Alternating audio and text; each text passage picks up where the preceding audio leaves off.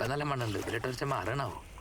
ആദ്യ ഗഡിയടേ കയറി അക്ബറിനെ ഇളക്കി നെഞ്ചത്ത് കൈ വെച്ച് ഒറ്റ തള്ള അങ്ങനെ തെറിച്ചാ പോയി. എന്ത് കാര്യം അയാൾ അവനെ തള്ളിട്ട് നീ എന്തിനാണ് എന്നെ തള്ളിയിടണേ?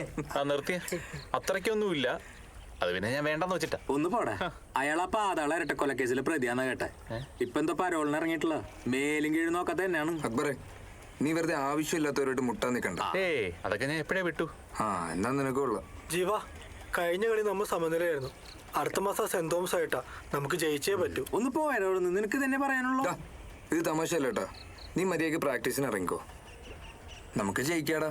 ഞാനും ഇറങ്ങാം. ഓക്കെ അതെല്ലേ ലൂക്കോച്ചാ? ഒരു മിനിറ്റ്. നിന്നോട് ഞാൻ പലതവണ പറഞ്ഞിട്ടുണ്ട്, മേത്തുറയ്ക്കുന്ന സോപ്പാണ് കോണം കഴുകരുന്ന്. നല്ല മണം കിട്ടില്ലടാ.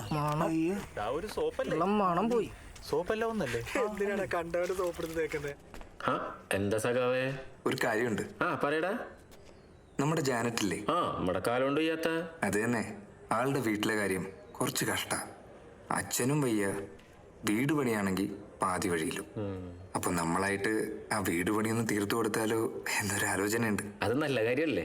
നല്ല കാര്യമൊക്കെയാണ്, പക്ഷേ പണം വേണം. ഈ തൃശ്ശൂരങ്ങാടിലും നമ്മുടെ ജോസേട്ടന് സാമ്യൊക്കെ ഉള്ളപ്പോ നീ എന്തിരി പേടിക്കണ്? നമുക്ക് പിരിക്കാടാ. വാ, അത്രല്ലേ ഉള്ളൂ. അത്രേ ഉള്ളൂ.